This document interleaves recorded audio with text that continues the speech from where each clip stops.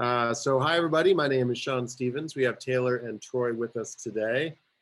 We are running an event. We are running a series of events. This year we're coming to a close. This is our last event of the year, I think. Is that right, Taylor? Right. That would be correct. There you go, that's our last event. So now everyone can spend the rest of the year focused on Christmas present purchasing. That's good. But if you want to go check out some more events in the new year, please just follow that and we will get in touch with you. We have 3 people here, so if you can't see their video, I'm sorry. Not sure what technological slip up we had, or maybe Zoom changed something, but neither Troy and his beautiful tie nor Taylor can you see at the moment. But if you have any questions during this, because I just kind of get caught up in ranting and talking about branding, because I'm very passionate about the idea, what you can do is you can reach out to Taylor or Troy on the chat and say, what kind of nutcase is this? And you will get some great feedback. Presumably, I hope you will. Anyway, so today also is really special. You'll just see a LinkedIn article that my main man Troy there just posted. I believe he wrote that this morning, so that is fresh off the press. That is like you know when you get past that, it's just been made. That's what that article is. So feel free, if you're bored of anything I have to say, to go read some of what Troy has to say on that. Maybe give him a like for his effort this morning. Today, and I like to always start webinars with this sort of concept. There's this famous guy who wasn't famous, he should have been famous, named Lev Vygotsky. Wasn't famous in North America. And the reason why is he's a cognitive behavioralist. And he sort of hypothesized, sort of years before Freud did, that in fact, if you were just the biggest genius in the whole world, you might be able to figure things out. But really, if you're just trying to learn things about branding on your own, you're going to get stuck and you're not going to go very far. So what you need to do is you need to surround yourselves by people who have understanding about other stuff, and then your brain can expand because there's scaffolding there for it to grow on. So today, this is all going to be about scaffolding, so you have a better understanding of how branding works, so that you can better brand your business and make more money, be more successful with less energy and more joy. Honestly, I mean, I love branding. I also, and I love this idea, is that in fact, communities with digital agencies in them are typically more prosperous. And that's because companies like Treefrog, there's some other great agencies locally as well. We push really hard to make companies better, improve companies, et cetera. I'm going to talk a little bit about that just to start off with. And that increases actually the average household income by about $1,700, but also helps drive business. So by being here on the webinar today, we're going to help drive your business. You will be more prosperous. Our community will be more prosperous. I'm super proud of that. So today we're going to just intro for a few minutes. We've done with our fussing. I'm going to spend 4 or 5 minutes just talking about Treefrog and what it is that we do, for those of you who don't know. Then we're going to talk about branding. What is branding? What's the concept? What's the feeling behind it? Then we're going to get into how we create a brand, what the process is. And then we're going to talk about modernizing a brand. That's waking up an older brand. And then we're going to talk about some other things that you can do around branding. So it's going to be a fun day. For those of you who have not been by our shop, this is Treefrog. It's in the background. You'll see South Lake Hospital. We are on on Davis in Newmarket. So lots of people drive by and go, "What are you?" And a lot of people are confused by what are we.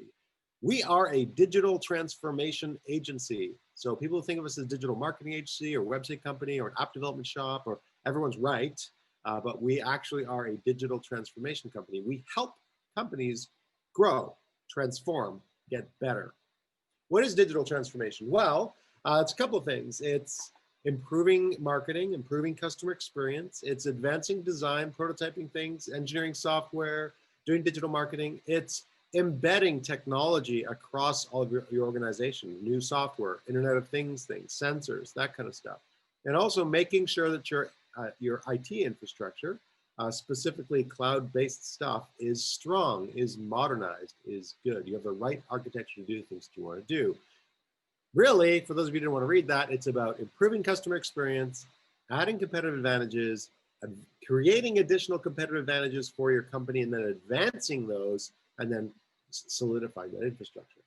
And we've actually come up with a roadmap, a strong roadmap on how we can do that with an organization, which is to help them through one step at a time, help you grow from one place to another. And why we believe that there's that one place to another is, and this isn't our research, there's boatloads of books around this, is that companies typically go through stages in their development, just like a frog does. You start off with a sort of crazy idea, you're a proto-founder, you're an entrepreneur, and then you start off and you start hiring a few people that you actually control, and you become sort of a mom and pop and you start doing things. Then you need to professionalize and grow and break through the next sort of ceiling. Then you start to scale, and now you need more things. You need your systems to interact better so you can make things happen faster. And then eventually, when you start producing lots of stuff, you have multiple groups in different places, and it starts to get all over the map. You need to pull it all together and make sure everybody's on the same page, or you lose cohesion and people go in different directions. So there are different things in different stages that you need to do. But every single business has strengths and weaknesses. That's just the truth. So reality is, some of you might have a really strong website, some of you might have a really strong social media strategy, some of you might have really strong content, but you might have really weak something else. And that's sort of natural, because as we go through growth of business, we sort of increase or improve one and then increase the next. You can't push all the rocks up at the same time.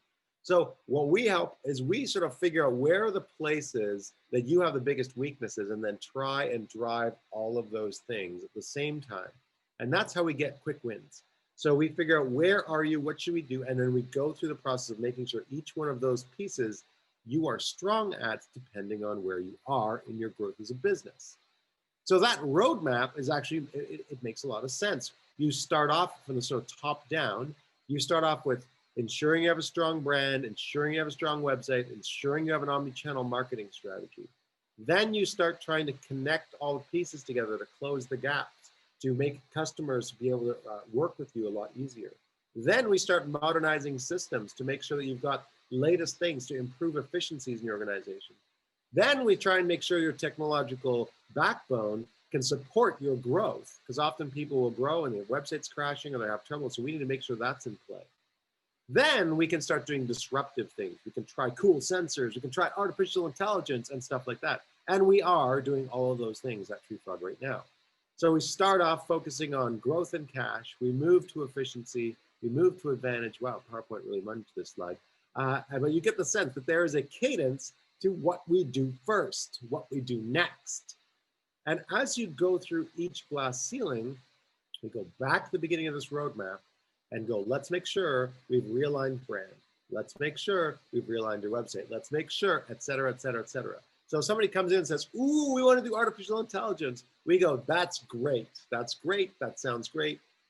But let's look at your brand first, because until you fix that, you're not going to actually be able to fix this. So there's a logic here. You start off with marketing, go into modernization, go into disruptive innovation. As well, there's a sideways logic, I call it, which is first, get the customer experience right. And that means making sure they understand what they're buying, they reduce their risk, they understand that you make it easy for them to do their work, and then you start giving them better and better experiences. Then you can start focusing on being better than everybody else, which is having some competitive advantages that other people don't have. Then you can get into advanced capabilities and doing and making sure things are strong, found good foundations, and then doing cool stuff to reduce effort. So there is a natural thing. And as well, depending on the size of your business, we've actually gone through and codified. Today, we're going to talk about the brand development process, but we have a process for each one of our pieces of the process so that we can better understand an organization, better help them get through to the end. And depending on the size of business, will depend on whether we suggest really all you need is a quick logo, go get one for free at Staples, or we're going to help you professionalize, or we're going to help you consolidate all your things under a brand strategy, or we're going to help you trademark and create a brand strategy, etc. And that's relevant in terms of the technologies that you pick to support you with your websites, the technologies that you pick and the technological infrastructure, whether you're just hosted on GoDaddy or whether you are going to have a multi-cloud elastic infrastructure to be able to handle peer-to-peer. There's a lot of different things to know. But the cool part is, if you want to work with Treefrog, we have different people. So Troy's here for our mid-size organization growth. We are not York Region's first, but certainly New Market's first official accelerator validated by NACO in the last week. So if you're an entrepreneur who's just got an idea, we've got the right person you need to talk to. You're a small business, mom and pop shop, we've got the right person for you to talk to. If you're a mid-sized business and you want help, Troy's right here, ready to take your questions. And if you're a large organization, we're working right now with ESO, we're working with large organizations, can't remember, to build systems, enhance things, work with branding, etc. So we work with everyone from brand new company, just got an idea, right up to billion-dollar company through these kinds of processes. And in fact, we do everything on this roadmap. So branding, design, digital marketing, ERP implementation, et cetera, all the way to app development, et cetera. And we can help you run through this map no matter what size business you are. It all comes back to this one thing though, which is branding. Because at the end of the day, you can be great. You can have a great website, but if you have a lousy brand, it's not going to work. You can have great technology, but if you have a lousy brand, you're not going to be able to sell it. Unless you get what the client believes right, you're not going to be able to accomplish what your goals are in terms of growth. So let's go back to the very beginning and think, what is branding? What's important about this? Well, number one, what branding is fundamentally is a reminder of the emotional connection that you have with a product or service. So this is about getting noticed, but also about I have a relationship with every single product, every single person that I engage with. And I'm reminded of the previous times that I had an experience with you whenever I see an artifact of your brand. Why is this important? It's important because fundamentally, the whole thing which makes your company you and what people think of that is what drives future sales. It's what drives them to make recommendations for other people to buy your product or buy your service. It's also people do business with people that they know, like, and trust. And fundamentally, all we're selling is credibility at the end of the day. People do business with people they know, like, and trust. And all of sales is about this trust. It's about reducing risk. And I reduce my risk by buying products that I know. I reduce my risk by buying products from companies who look like they have it together. I'm more likely to buy. I make an emotional decision very quickly in the purchase process that I want to buy this. And then I work through functions to make sure it has all the things that I need. If it doesn't, I throw it out. But ultimately, in the first few minutes, the first emotional minutes that I see a product or see a company, I actually make the decision to work with them at that point. And that's because of branding. That's because of the feel, of the aesthetics. That's because of the emotional connection that I have with the previous memories or with memories or what I've been told about that company. So creating trust is where it all comes from. It goes a little deeper than trust too, because not only will I work with a company that I trust, I'll also work with a company that seems to share my values. So if I know that a company has lousy values, I'm less likely to work with them. And you see this engage with things like Uber. We all kind of know that Uber's a horrible place. It's probably really not that bad. I have no idea. But the reality is other companies have actually gained all sorts of market share because they're just nice. Because their brand is about not sucking like Uber. Which is fascinating because Uber needed to be Uber in order to break all the laws everywhere in order to get where so they became very culturally the way that they are because that's the way that they were. And yet Uber has this sort of nasty tarnished reputation and we're more likely to try an alternative. So that's just interesting. And then I love the example. It's my favorite example. I can tell the story 1,000 times. Every single person at the webinar today in the last month has bought a bottle of water. That's the truth. Yeah, at least one. And back in restaurants day, you often get bottles of water, as you're walking through, you might even have bought a case. You might have bought multiple cases, you might have given one to your kid, whatever it is, you might have been, whatever it is. But the fact is, to drink bottled water a month, just cheap bottled water, costs about $116 a month. Whereas you can drink about the same amount for about 15 cents a month out of the tap. If you think about it, even if we drink 7 glasses of water a day, that's like a bathtub filled with water a month. The fact is, bottled water is something that we buy. And it's more expensive than gas, it's more expensive than milk. It actually is sold, at your local 7-Eleven or Max or your local corner store more expensively than in some cases anything else per gallon. Note that you can buy 3 bags of milk for $4, but a single thing is a buck, so you get the general sense. But there is so much scientific evidence which shows, I didn't write it, all sorts of stuff, PhDs have been made on the idea that human beings can't actually tell the difference between bottled water and tap water. In fact, I love this. I need to find these articles. But Coca-Cola actually was bottling tap water and selling it as natural spring water in England until they got caught doing it. And people obviously had an emotional attachment to the idea that they had this experience with this beautiful bottle of water before. They loved the water in the past. And so we end up with billions of dollars being paid for what is effectively emotional connection, brand. I mean, sometimes there's some practicality to carrying a water bottle around, but come on, you could just buy a water bottle. You could refill your water bottle. Very, very, very few people would have the gall to buy one of these branded bottles, drink the water in it, and then fill it up from the tap, which in some cases might even have better water than what was originally in the bottle that they purchased, because we have this emotional connection to the idea of how great this thing was. This idea of brand, it makes things different. It gives us identity. It makes us special from other people. It makes people remember who we are. I just got an email yesterday from a client, or from a prospect, from somebody who called in and said, hey, I'm interested in working with Treefrog, from 5 years ago. Man, I don't even know what city I lived in 5 years ago. I can't remember, anything from 5 years ago. How could they possibly remember Treefrog? But the fact is, we obviously made an impact on them, and so they came back. That's just great. That's great. That doesn't happen very often. But the idea is now I'm connecting the positive experience they had at that time. We started working with them 5 years ago. They had to bail out because they were having financial issues, and we said, yeah, no sweat. We get it. It's all part of business. 5 years later, they're like, hey, no more financial issues. We want to come back and we want to do stuff. Nice. We'd love to work with you. We can help. And as well, if you're looking to attract and retain great employees, if you have a lousy brand or an old dated brand, you're going to attract different groups of people than if you have a really smoking hot, modern brand.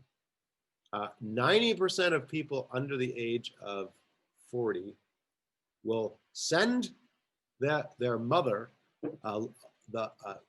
if they have mother, obviously, of the company that they're thinking of going to work at, or the company that they got a job at, and they actually mentally, cognitively think, I wonder if my mom would be proud of me if I was to go work at this company. So, and that's all branding, baby. Nothing branding in that, because who's going to say this great company, etc. And as well is in these days in this day and age, unless you happen to have a product that's completely unique and nobody else has it, in fact, the only way that you're going to be able to stand out is if you have a brand that distinguishes you from everybody else. So, somebody called me this morning and said, hey, I want to build a website and I want it to be like everybody else. I'm like, great. You're probably talking to the wrong company for that, because what we're trying to do is help you identify competitive advantages. What's special about you, not what makes you like everybody else. That's not a way to grow your company. Sure, there are fundamental values that you need to be, core concepts, but the rest of it, you need to sort of show what you're like. So next, we have the idea of a brand being so fundamental to values, so fundamental to who you are and what means, who you are fundamentally, that you could actually have negative values, but as long as they're consistent, as long as the values are consistent in what you're doing, it's still a strong brand. So you could actually say, we're here about giving you a heart attack. Sure, that's fine. What? Can you imagine that we're selling heart attacks? But if you get it and you understand, you're still going to buy from that brand. What you cannot do as a brand is pretend to be something and then not be that. So if you pretend to be, for example, pro-environment, and then you get caught doing something environmentally inappropriate, you will burn to the ground. People will carry that memory forever.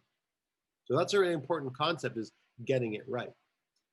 And what most people do is they sort of consider that the logo, the symbol, is fundamentally the brand. It's not. And today we're going to unpack that all for the rest of a half an hour. A logo, a symbol, isn't what a brand is. All that is a little tiny tip of the iceberg. What a brand is the way you are as a company. It's the names of your products. It's the slogans you use. It's how you price in the market. Are you priced high? Are you priced low? Are you priced mid? It's how everybody acts. It's how the phone is answered. It's how your office is treated. All of those things all come together to become an emotional sort of a big thing, and that is what people believe. So what you're trying to do is create these beliefs that people are going to have this experience, and then by understanding that experience, it's going to reduce risk because they now believe that they're going to have a great experience in the future. So that's fundamentally what branding is the whole package, how people believe, what they see in you. And branding can be as simple as a hat. What you guys know, if you see one of these hats, you know exactly what's behind it. You have a sense of what characteristics there should be behind this. The idea that a policeman lacks integrity is onerous to us. It's odoriferous. We can't imagine that.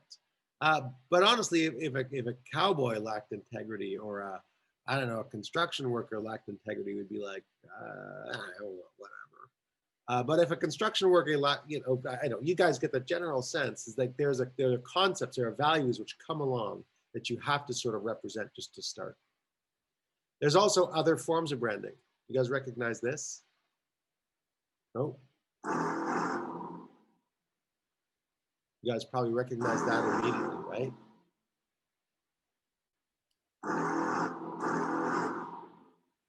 So it's not just the logo, it's not just that, it's all of the pieces, all the artifacts, all the pieces together that make up a brand. And that brand has an effect. It has an effect on the way we treat one another while we're working together. It has an effect on the way we communicate outwards to people. It has an effect on who we attract to the business. It has a huge effect on how much we sell our company for. What's interesting is one of our greatest successes and greatest failures is often companies will come to us and we will help them put lipstick on a pig, which is not lipstick on a pig, it's creating curb appeal for them, rebrand them, and right after rebranding, they'll get offers to sell their business. Because once people see what they represent and understand the concepts, sometimes they want the brand, sometimes they just see greater value in the same pile of things. So you'd think that branding, it's sort of like painting your house right before you leave. That's kind of, so you can get a better price for your house, that's kind of the same idea. And that happens. So listen, this is what's important, is really understanding what's the bottom of that brand, that connection that you have with other people. What do you want people to remember when they leave? And we actually refer to this as brand character. So if you think about a human being and was to represent a human being, what would that be? And brand character, for example, how old is a brand? How old is your company? When people think about a human being, everyone out there, if you were to think about how old is Google? Probably 30s, early 30s, wearing sneakers and jeans in their mother's basement. Yeah, that's just not a thing. How about Apple? Probably sort of Steve Jobs' age when he was really successful, not even when he was young, like later on. So probably like late 30s, early 40s. And then IBM, we all see IBM in your head, right? IBM was like 100, actually more like 65, blue tie. But the fact is, none of these are true, but the actual people that work there, it's just the culture, the feel, the expectations are there. Nobody got fired for hiring IBM because they've been around forever and understand all the things, then they probably understand things better than anybody else, including themselves. Google is constantly innovating, constantly changing, willing to try anything, rah, rah, rah. Even though realistically that's nothing to do with it, that's the way we feel about them. And that's what they have spent billions of dollars trying to promote. So that's just age. You can imagine what the shape of our brand is. Are we hierarchical? Are we, everybody works together? How does that work? We've got, the idea of what kind of car the CEO drives, what kind of brand.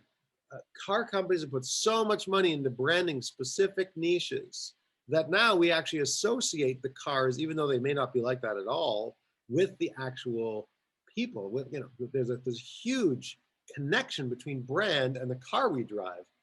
So, for example, Walmart, you know, he drives around an old F-150. My favorite is Jeff Bezos, is known for driving around in a 1996 Honda Accord. And the idea there is, he's like, I give all the money back to the company so we can focus on customer experience.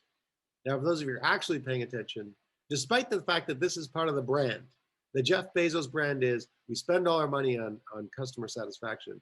And I'm pretty sure he still has the 1996 Honda Accord. I'm not sure. But he has about $100 million in other cars. That's not part of the brand. Amazon's not about being a Bugatti Veyron. It's about being a 1996 Honda Accord. Now, if you think about it carefully, if you know if you're the CEO, what kind of car do you drive and how does that represent you? How does that represent your company? And if all of your employees know what kind of car you drive, if that's a reason, if that's a thing which is part of your company, think about all the things. We have a company color, we have a company smell, we have a company sound. We have all of these different pieces. Do you have dissonance in this yourself as an organization? If you think about all the things that you are you all of those things? Are you consistent? There's a great local author who talks about the idea of brand as a sport. So you've got different kinds of organizations. You've got football, which is rigidly hierarchical. So you go out and you run the play in football. This is all these theories. So it's about compliance. It's about making sure that once we've created a playbook, everybody goes according to that playbook or you're fired. That's how IBM works. You got basketball, which is kind of everybody working together, kind of the Google thing where we're like, a bunch of people are going to work on this project and a bunch of people are going to work on this project and 20% of people are just doing whatever the heck they want at any given time. That's sort of the Google idea. I know you've got baseball, which is we're going to hire the single guy, the Babe Ruth of this technology who's better than everybody else. We're going to pay them 10 times what we pay everybody else. And they're going to go out and kick some butt. And then we're just going to surround them by people to support them. And that's kind of the Microsoft way of doing things. So the idea of even how we operate in culture and how that reflects on our greater brand and what the benefits are of that, that's also part of branding. My favorite description from another famous author, Martin Lindstrom, and it is the idea that if you take a piece of a company and you see it all by itself, that it instantly reminds you of what that company is. There's a concept called smashable branding. So everybody out there in this webinar can look and see right now what this is. You all know what this is. It's a piece of glass lying on a beach, probably. But you all know that it's actually from a Coke bottle. And despite the fact that Coke bottles have changed every few years, a new one came out last week, actually. I need to get that on the slide. The fact is, from about the 1900s onwards, we've had this idea of a Coke bottle lodged in our head. You know this is water with a lot of sugar in it, and then some like brown taste, right? It tastes like brown. That's what Coke is. And yet multi-billion-dollar company who sells sugary water, amongst other things. But we recognize the brand. And in fact, they're so good at branding, Coke is. This is perfectly timely for 2 weeks before Christmas, exactly 2 weeks, that Coke actually changed the color of Santa Claus to promote their own product, to Coke Red. So in fact, Santa Claus is Coke Red, although originally Santa Claus was green. I actually want to start a thing. Taylor, can we talk about this later? This is actually really important. I want to start a mission, a goal for the whole world. We got to take Santa Claus back from Coke and make him green again. I think that's important. We're going to work on that for the rest of the week. Now, what's interesting here is once you have all of these artifacts, if you have an artifact that's out of place, so if you were to buy a website and just buy something and then throw your logo on it, you can kind of tell. You can tell that something doesn't belong there. It doesn't fit. There's not this cohesion. There's dissonance around the whole experience. And that immediately makes you go, do I trust these guys? Is this going to make sense? I'm not sure that this is going to work. So it becomes critical in that case to make sure that you have everything aligning properly. And that's where branding comes in. So in order to do that, you can't just sort of guess at stuff and hope it all aligns. You actually have to have a strategy. Branding is intentional. It's one foot in front of the other, making sure that you have the right ducks in the right order in order for brand to work. So I guess the question is then where does the brand come from? Who decides all of this? Well, if you're a smaller company, the entrepreneur, the founder, the person who's running the business is the brand. They kind of make the decisions on which direction they're going to go, set the idea, and make sure everybody goes that direction. When you get a little bit bigger, when you sort of crack 12 people and you start to grow, then the brand starts to become a little bit more how everybody interacts, how your vendors into what they think of you, how your customers think of you, the experiences that they've had. And you know, if you say, yes, I am a hyper innovative, and you're not innovative, your customers know that, your vendors know that, your team knows that, and you should stop saying you're innovative and stop pretending you're an innovative brand. And you should go be what it is that you're good at being. And once you start growing where you have multiple offices and multiple locations, you've got hundreds or thousands of employees, now branding takes a whole new form, because now I've got to get everybody marching to the same beat. And that becomes really, really hard. And branding becomes actually a huge corporate goal. I mean, it's getting everybody doing it the same way. This is actually interesting. So the brand process does change depending on where you are, but the actual steps that you take are the same. It's just a question of who do you involve in that process? Is it just going to be the founder? Or are you going to have the founder and all the people, the board, et cetera? Or are we going to go do market research on all sorts of stuff to figure out what people think of us and go, wow, we're headed the wrong direction. We need to change this. We need to start doing things that are more relevant along these lines. So you guys get the general sense of what that process is. But the thing that we needed to have at the end is really clear boundaries, really clear tracks to say, look, this is the narrative. This is our brand character. This is who we would be. This is the voice. Here's how we're going to speak. This is the color palette. This is the typography. Here are all the pieces that make us us, and everything else is going to be what we develop. And so that actually comes down to starting with the idea of, from the very beginning, why do we exist? What's foundational to us? What are the core values? Then how are we going to do it? What colors and other things? Then, what are the products that we're going to offer, et cetera. So step one, brand positioning. The first is figuring out who we are. So this is running through, working with a strategist to figure out what this looks like. And ultimately, it's about pulling up a mirror and saying, this is who you are. Your character may be brash and crazy, like a virgin, like Richard Branson. Or it may be, practical and straightforward, or might be creative and innovative. Like whatever that is, you've got to figure out, what is that? If your business was a person, what would it be? How would it act? What would you like? Then you go, okay, now I know what a brand character is. Let's figure out what the core precepts of what we are. And that's about creating values. That's about making sure that you're this, you're this, you're this, you're this, you're this. And these are your brand values. This is what we are, what we represent. Once you've figured out those values, these are incidentally Treefrogs. We sort of worked it together to figure out what makes us us. And actually, I'll just take a quick second to say, so one of our values, our original values, and this was, we did this exercise 15 years ago for the first time.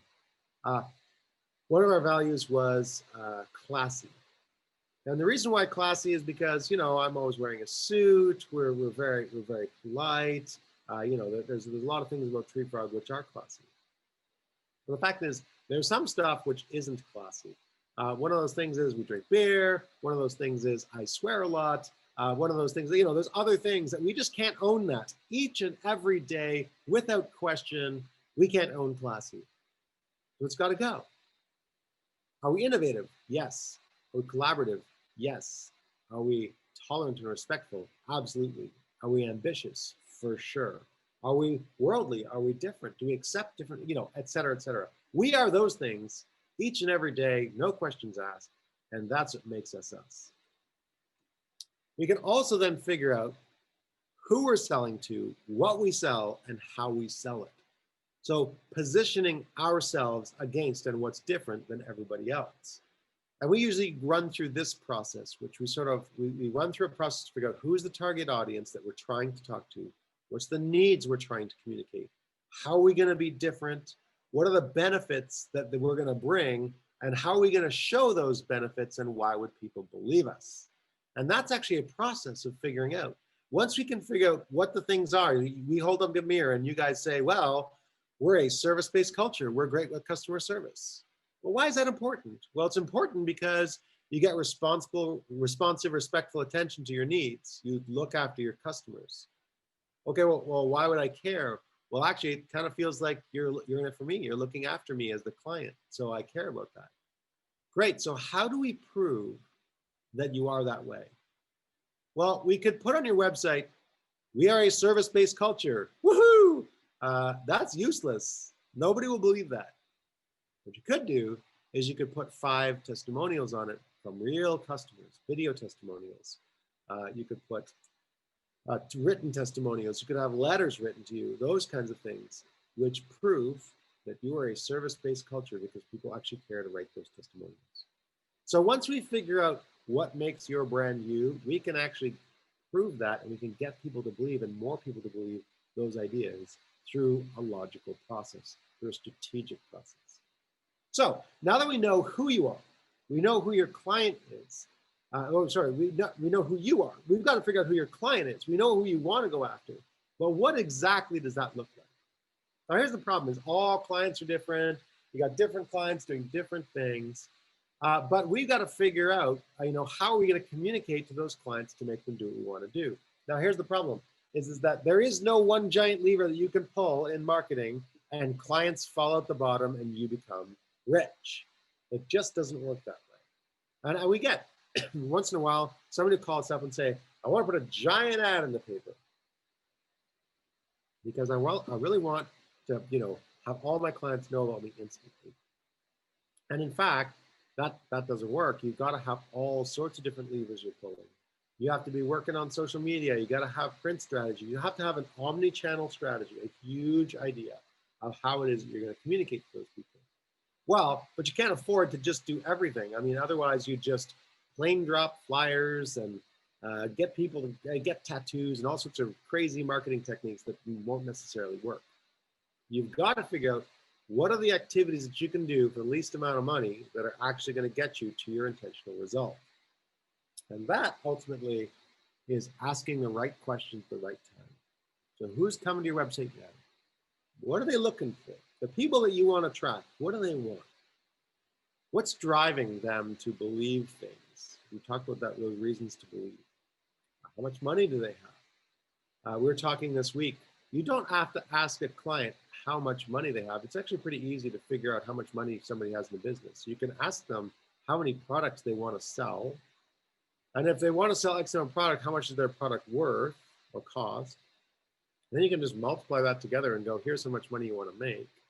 And marketing typically, depending on the product, runs somewhere between 5 and 25%, usually landing at 15% of the cost of the product.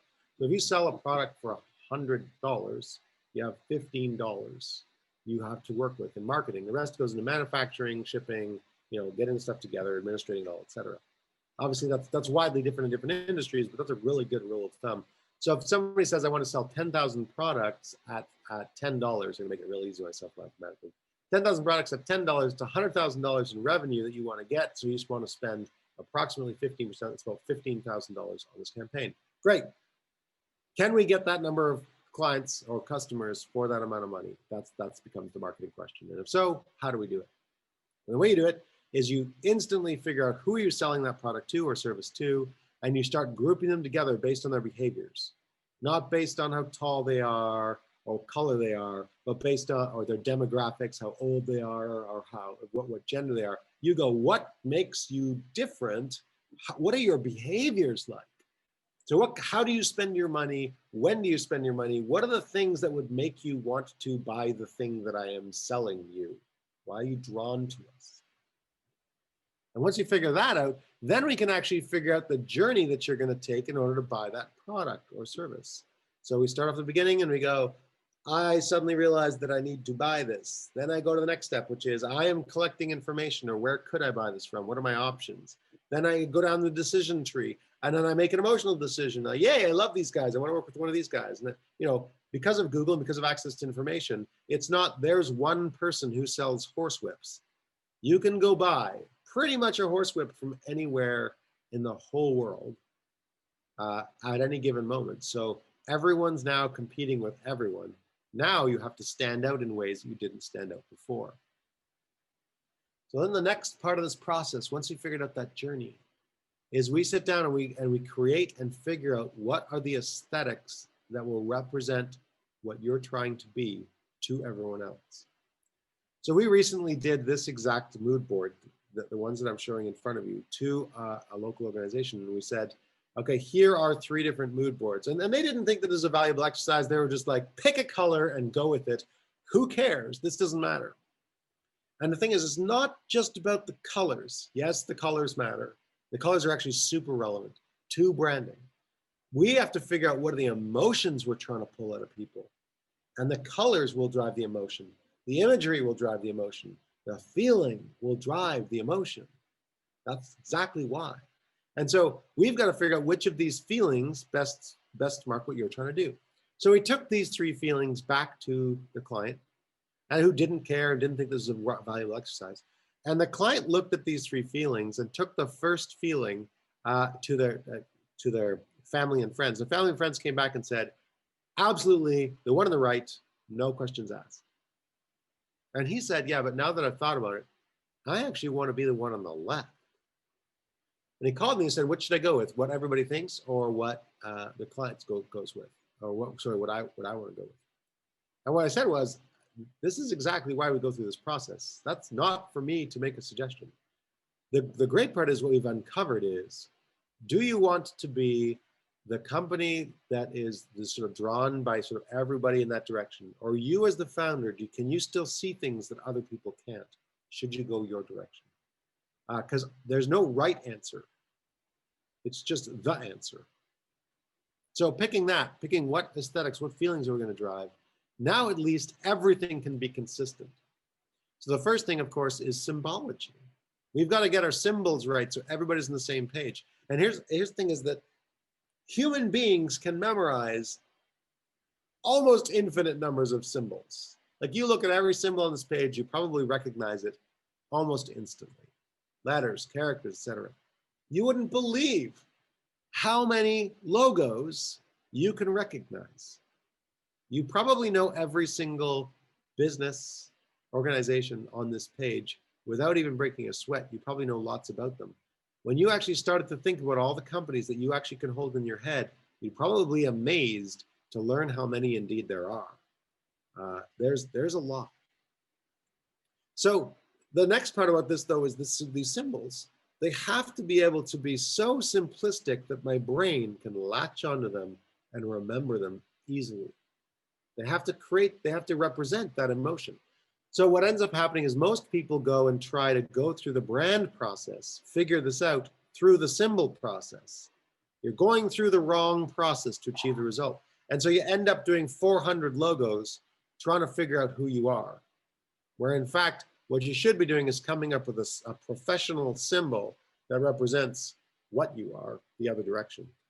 You need to be able to draw that symbol in the sand or carve that symbol in a potato with a knife, because it's got to be so simple that the human brain can pretty much draw it from memory. Here's a little quick test for you guys.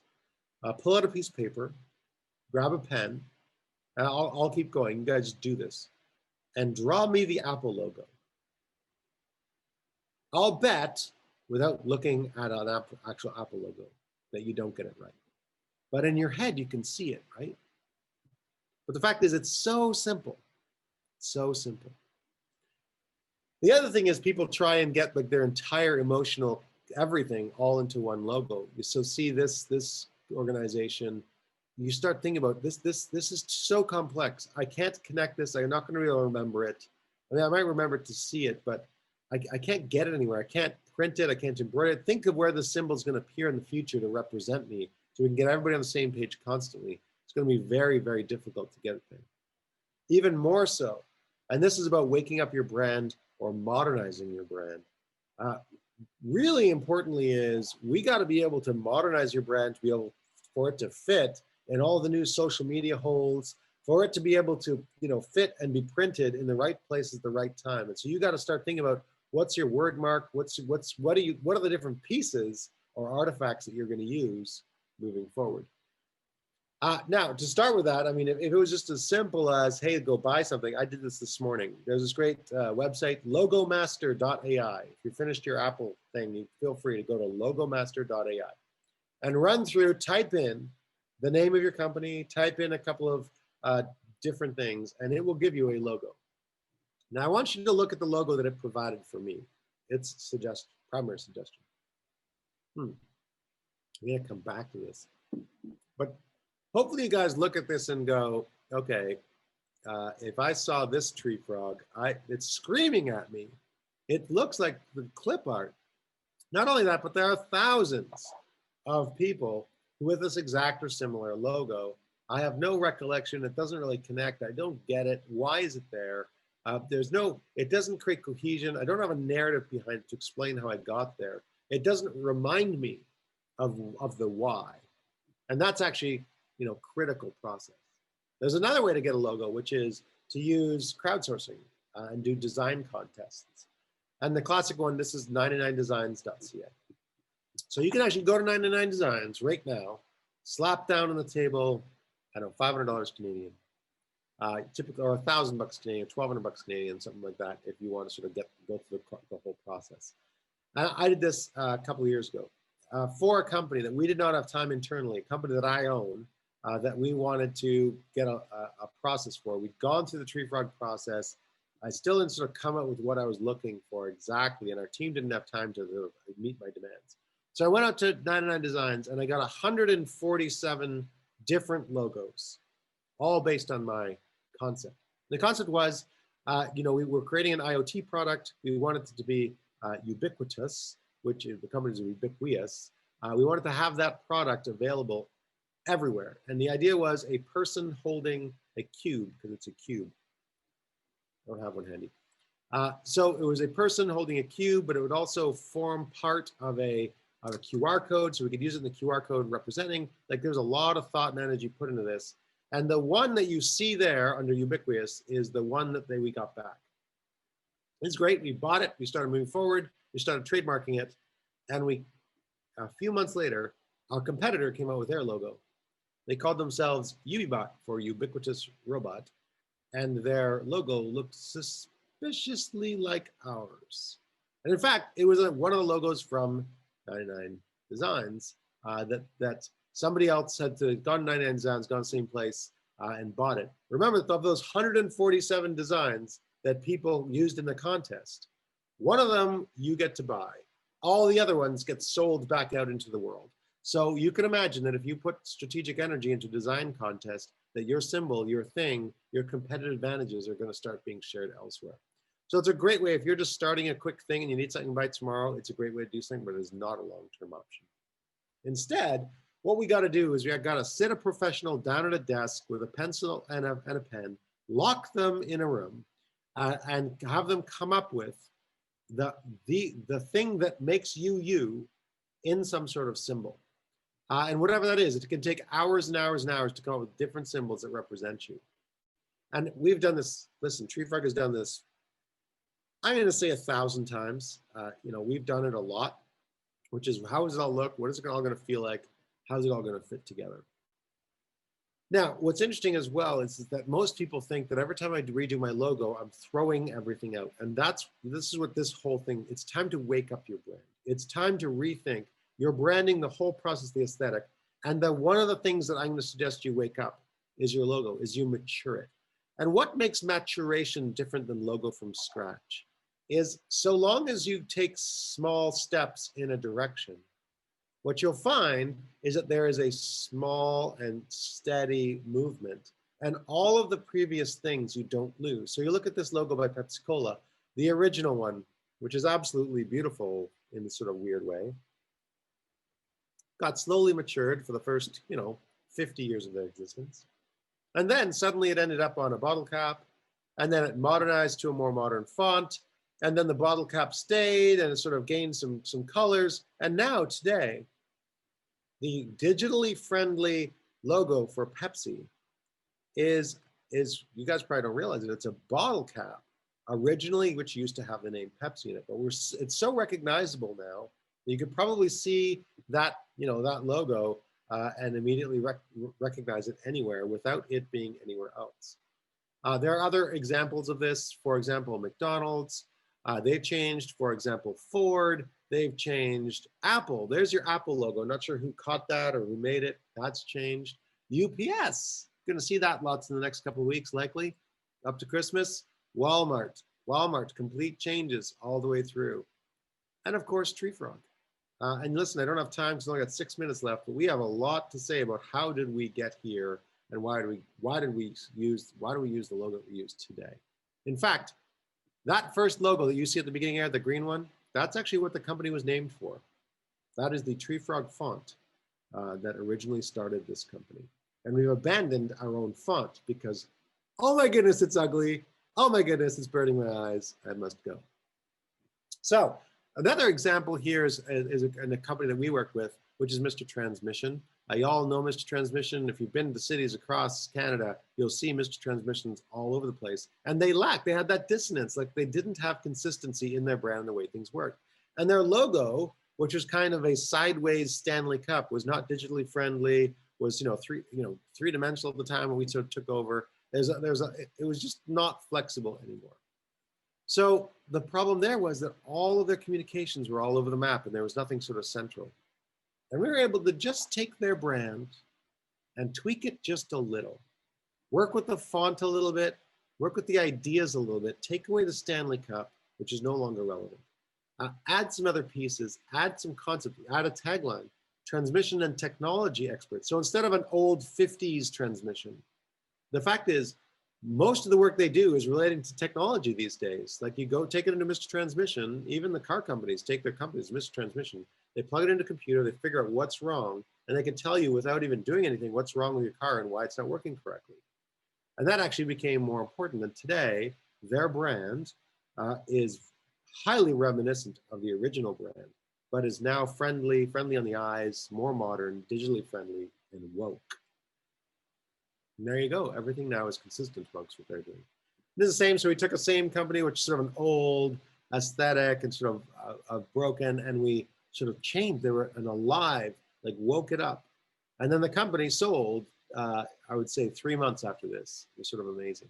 Once you got all of that, then we move on to the whole picture. We got to make sure all your corporate identity stuff, all your documents match, all your aesthetics.